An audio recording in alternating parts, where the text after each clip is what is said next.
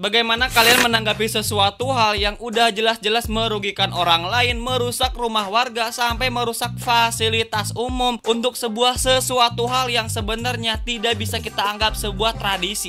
Rumahnya rubuh pun nggak apa-apa, bener nggak apa-apa. Saya juga sebagai operator ya mas, saya yang ngalamin sendiri. Kalau sampai saya mecahin kaca, ngerontokin genteng, apalagi sampai temboknya retak, saya makin disawer mas. Tapi mereka penyelenggara event ataupun acara ini, mereka menganggap kalau misalkannya ini adalah sebuah tradisi. Bahkan fatwa MUI juga menyebutkan kalau misalkannya aktivitas ini adalah aktivitas yang haram. Terus telinganya rusak gara-gara sound horeg itu tidak ada, belum pernah nemu saya. Terus ada nggak mas, terus sampai mengalami gangguan pendengaran atau gimana gitu? Tidak ada, itu cerita-cerita yang dibangun itu hoak.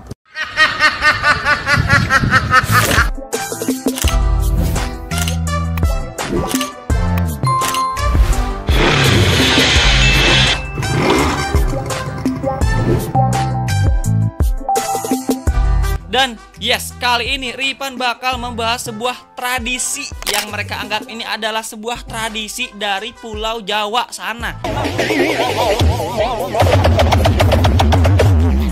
Oke, halo semuanya, balik lagi di Ripan. Kali ini Ripan bakal membahas banyak hal tentang sound horeg, yang mungkin saja banyak dari kalian yang menyukai aktivitas kegiatan sounding besar seperti ini. Dan Ripan bakal bahas beberapa hal tentang sound horeg ini, termasuk background, harganya yang bahkan sampai miliaran, yang bahkan tiket konsernya ini itu bisa sampai ratusan ribu, dan bahkan buat nyewa sound horeg itu bisa sampai ratusan juta rupiah. DP masuk hari ini tanggal 10 Maret dari Pemuda Bandel, ini yang penyewa lama RWJ. Terlepas dari itu, kita akan lihat juga beberapa hal dampak negatif dan juga positifnya. Nggak tahu deh positifnya apa, mungkin mendambakan menaikkan hormon dopamin untuk mendambakan kesenangan mungkin ya.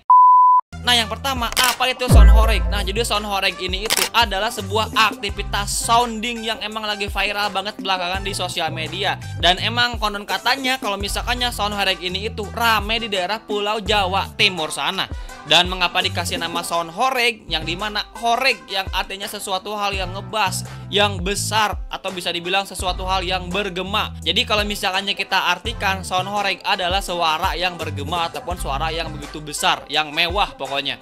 Tapi terlepas dari itu semua, bagaimana kalian setuju gak dengan definisi itu? Tapi mungkin ada yang lebih tahu lagi tentang arti dari sound horeg ini, coba komen kolom komentar. Nah, lantas bagaimana sejarah dari sound horeg ini? Nah, sebenarnya sound horeg ini itu berasal dari sound car ataupun car audio yang sebenarnya emang udah ramai di daerah Amerika Serikat dan juga di daerah Thailand. Yang sebatas kita pasang audio di mobil terus kita pasang sound sewajarnya saja.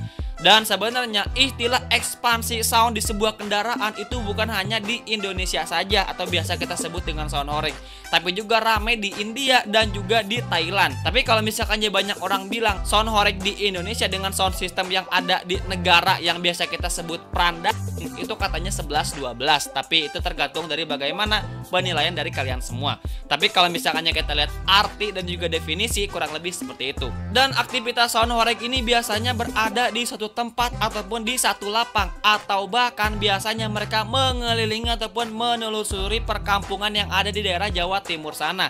Jadi semacam mereka tuh iring-iringan, berkelompok, semacam pawai.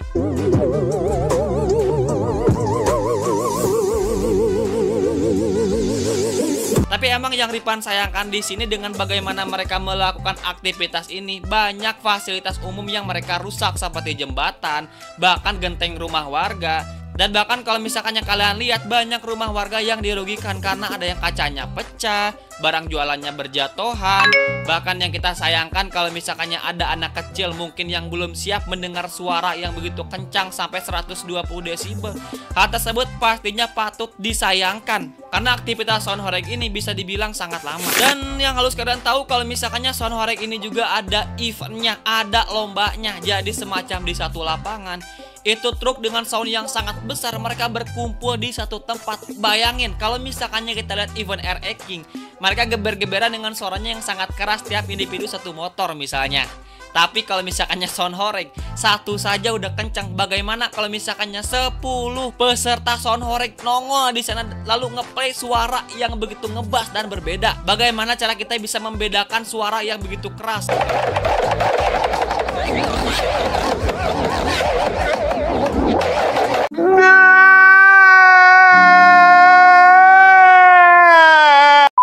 Tapi ya emang kalau misalkannya kita lihat sound horeg ini tuh sistemnya tuh tim. Jadi ya semacam aktivitas komunitas. Jadi sound horeg juga ada komunitasnya guys. Dan itu emang beda-beda karena mereka punya tim, bahkan punya kaos tim tersendiri, punya seragamnya masing-masing, semuanya selaras sama. Jadi mereka itu sembari menyusuri sebuah desa, rombongan dengan sound horeg, banyak orang di depan dan belakangnya itu melakukan sebuah jogetan-jogetan yang sebenarnya dari suaranya, dari lagunya, dari alat yang mereka gunakan, dari joget-joget itu kita bisa bilang kalau misalkannya jauh banget dari tradisi Indonesia yang kalau misalkannya kita lihat tradisi Jawa yang sangat otentik, tidak seperti itu.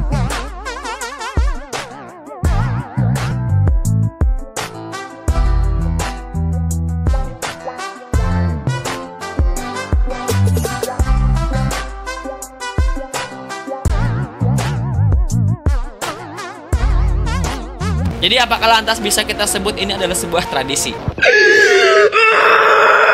Lalu kita kalau misalkannya ngomongin spesifikasi sound horeg, emang tidak bisa kita pungkiri kalau misalkannya untuk merakit sebuah sound horeg diperlukan biaya yang sangat besar banget. Misalnya speaker lapangan taras konser, amplifier digital, mixer, lighting, genset besar, wireless mic, dan semuanya, bahkan transportasi seperti truk. Bahkan Mas Brewok, salah satu developer dari sound horeg itu sendiri, dia menyebutkan kalau misalkannya estimasi biaya dari nge-build sebuah sound horeg yang nempel di sebuah truk itu bisa sampai 1 miliar rupiah. Sebegitu besar biaya yang dikeluarkan untuk sesuatu hal aktivitas yang sebenarnya tidak terlalu disukai oleh banyak orang. Dan apakah Ripan saja yang bilang hal ini?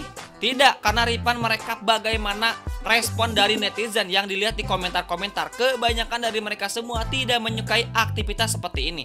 Tapi ya penyelenggara sound horeg mereka bilang kalau misalkannya orang-orang harus bisa merasakan secara langsung bagaimana aura sound horeg itu sendiri. Tapi kira-kira bagaimana tanggapan kalian? Dan buat kalian yang pernah nonton sound horeg, bagaimana? Apakah kalian menganggap ini adalah sebuah aktivitas yang keren atau malah bahkan sebaliknya? Tapi dilihat dari warga-warga di sana yang langsung melihat aktivitas sound horeg ini, mereka malah terlihat risih, tutup telinga, bahkan melindungi anak mereka dan juga barang-barang yang berisiko rusak.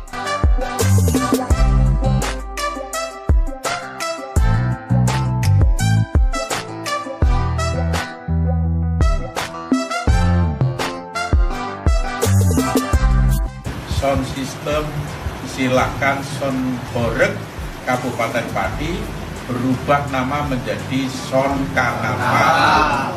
Yang kedua, sound karnaval ini dipersilahkan untuk digunakan, tidak ada larangan. Emang apa sih nggak boleh? Sombong amat. Nah, karena biaya nge-build sound horeg yang sangat mahal ini, dan buat kalian yang pengen nyewa sound horeg ini juga mahal banget guys. Misalnya dalam acara-acara tertentu, event-event tertentu seperti 17 Agustusan ataupun acara nikahan.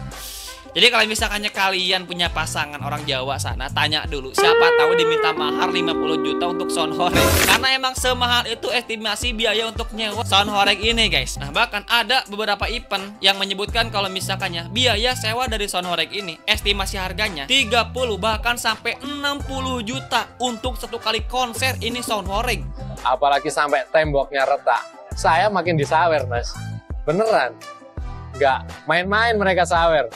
Satu lagu 1 juta, satu lagu 1 juta gitu. Itu dari masyarakat. Masyarakat itu semakin ada kerusakan sebetulnya. Mereka seneng. Goblok.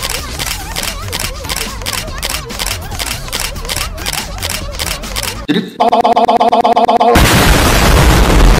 Tapi emang terlepas dari itu pastinya ada dampak dan juga kontroversi yang timbul dari sound horeg ini. Seperti yang Ripan tadi bilang, meskipun kita bisa validasi kalau misalkannya kalau misalkannya kita lihat spesifikasi dari sound system yang mereka gunakan itu sangat besar. Bahkan dari layar LCD yang mereka gunakan ini pastinya mengeluarkan cost yang sangat besar juga. Tapi emang terlepas dari biaya yang sangat besar, biaya sewa yang bahkan sampai ratusan juta, pastinya ada banyak dampak negatif dari sound horeg ini. Mungkin nanti Ripan bakal bahas dampak positifnya, tapi mungkin kita harus ngopi dulu karena bingung juga dampak positifnya apa gitu ya. Yang tahu dampak positifnya mungkin bisa komen aja dari sekarang. Mungkin buat orang-orang sound horeg, coba komen kolom komentar apa dampak positif dari sound horeg. Tapi yang jelas dampak negatif dari sound horeg ini pastinya merusak indera pendengaran dengan desibel suara yang sangat kencang, bahkan sampai 120 sampai 140 desibel yang melebihi kapasitas penampungan telinga kita, yang pastinya berisiko merusak indera pendengaran kita.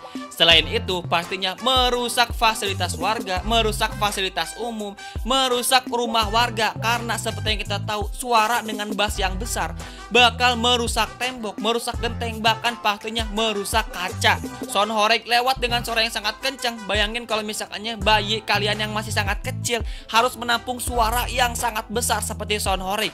Bagaimana klarifikasi kalian sebagai orang tua? Karena kalau misalkannya kita lihat, WHO juga menyebutkan suara yang aman bagi manusia itu ada di angka 80 sampai 90 maksimal 90 desibel. Sedangkan sound horeg ada di angka 120 sampai 140 desibel. Budak dah tuh kalau misalkannya di pinggir telinga. Saya tiap hari kan di depan sam dengerin tidak masalah, tidak apa-apa itu. Belum ada sejarahnya terus telinganya rusak gara-gara sound horeg itu tidak ada. Fatwa MUI bahkan mengharamkan aktivitas sound horeg ini. Tapi emang banyak dari penggiat sound horeg mereka tidak terima dengan fatwa ataupun klaim dari MUI ini yang mengharamkan aktivitas sound horeg. Terus ya emang secara hukum juga udah jelas ada di Undang-Undang Nomor 32 2009 dan PP 60 2017 sudah melarang polusi suara, dan Perda Malang membatasi kebisingan yang menimbulkan getaran atau suara hingga 50 sampai 100 meter. Jadi emang udah diharamkan secara fatwa MUI, bahkan udah diharamkan juga, diilegalkan juga oleh aturan undang-undang. Tapi ya emang penggiat sound horeg mereka tidak pernah menggubris hal-hal seperti ini. Mereka tetap fokus dengan bagaimana visi mereka dalam memberikan suara yang sangat besar bagi masyarakat. Tapi ya terlepas dari itu, mungkin Ripan bakal jelaskan sedikit manfaat dan juga nilai budaya dari sound horeg ini, yang pastinya mungkin menjadi wadah ataupun penampung dari para pecinta sound system. Tapi emang yang salahnya itu adalah mereka mendeklarasikan hobi mereka di tempat yang emang tidak semua orang suka. Kecuali kalau misalkannya mereka memberikan dampak yang jelas positif bagi orang-orang dari aktivitas yang mereka lakukan, jelas hal tersebut bisa kita bilang hal yang positif vibes. Tapi kalau misalkannya udah dampak konteksnya itu negatif seperti ini, meskipun mereka penyenang sound system, tapi kalau misalkannya malah banyak orang yang dirugikan, apakah bisa kita anggap ini adalah hal yang baik? Tapi kalau misalkannya menurut pendapat Ripan, mungkin tidak ada salahnya setiap orang bisa mengekspresikan hobi mereka. Yang penting ada di tempatnya dan tidak merugikan orang lain. Itu aja paling ya.